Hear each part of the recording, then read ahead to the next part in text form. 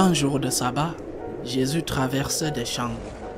Ses disciples arrachaient des épis et les mangeaient après les avoir froissés dans leurs mains.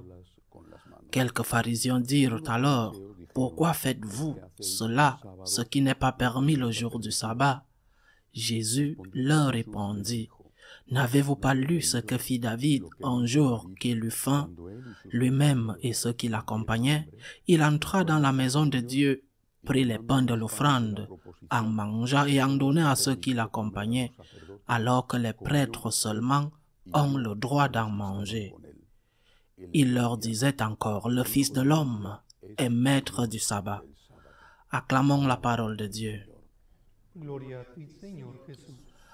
Comme toujours, aussi petit que soit le fragment de l'Évangile, les enseignements sont nombreux. Par exemple, aujourd'hui deux. Le premier, qu'est-ce qui est permis de faire le samedi ou le dimanche, le lundi, n'importe quel jour de la semaine, n'importe quel jour de l'année? Qu'est-ce que Jésus non seulement permet, mais veut que nous aimions? Il n'est jamais interdit d'aimer. Il n'est jamais interdit de pardonner. Il n'est jamais interdit de faire l'aumône. Il n'est jamais interdit de remplir ses obligations. Il n'est jamais interdit d'accompagner un malade. Il n'est jamais interdit de prier. Non plus interdit, au moins individuellement, dans la mesure où nous sommes libres, d'aller à la messe. Il n'est jamais interdit d'aimer. Je pense que c'est le grand changement que Jésus établit dans l'ancienne morale, dans la morale juive. Il y avait des choses qui étaient interdites et Jésus dit, ce qui compte, c'est d'aimer. Bien sûr, d'aimer comme le Christ. Pas l'amour du sentiment ou l'amour du sexe ou l'amour du monde. Aimer comme le Christ. Parce que celui qui aime ne vole pas. Celui qui aime ne ment pas. Celui qui aime ne trahit pas. Celui qui aime n'est pas indifférent à la souffrance de ceux qui sont proches de lui, même ceux qui sont loin. Il n'est jamais interdit d'aimer. Alors qu'est-ce qui est permis? Qu'est-ce qui n'est pas interdit? Aimer. Demande-toi ce que Jésus ferait s'il était à ta place, ce qu'il ferait, ou ce que la Vierge ferait si elle était à ta place, et tu auras immédiatement la réponse. Il n'est jamais interdit d'aimer, jamais, aucun jour.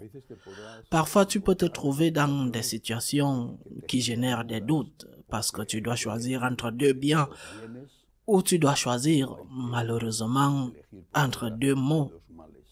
Pense où il y a plus d'amour, où il y a plus de générosité, où il y a plus de sacrifice, où ces choses que le Seigneur nous a commandées sont accomplies, comme nourrir les affamés. Il n'est jamais interdit d'aimer, et c'est ce que nous devons faire chaque jour. Mais l'Évangile se termine d'une manière qui passe peut-être inaperçue, mais c'est une proclamation par Jésus de sa divinité, non seulement de sa conscience d'être Dieu, mais de son enseignement qu'il est Dieu. Il dit, « Le Fils de l'homme est Seigneur du sabbat ».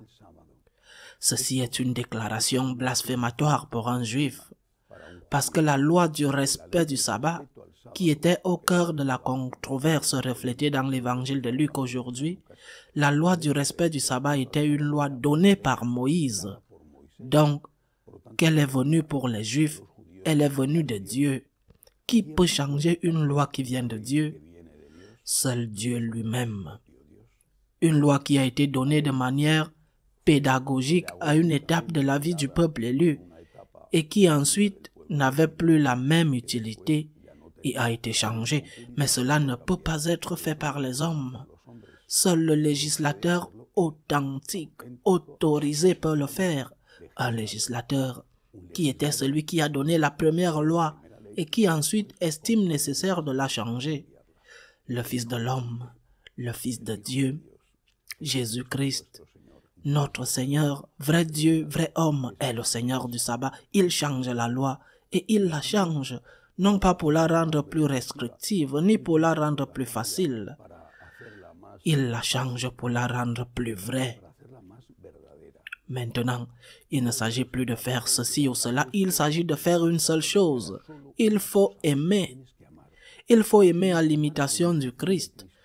Quel merveilleux ce Seigneur, ce Dieu avec nous, qui nous a laissé une seule loi, un seul commandement, son commandement, tel qu'il a dit lui-même, aimez-vous les uns les autres comme je vous ai aimé. Voilà résumé tout ce qui doit être fait par un catholique. Loué soit Jésus-Christ.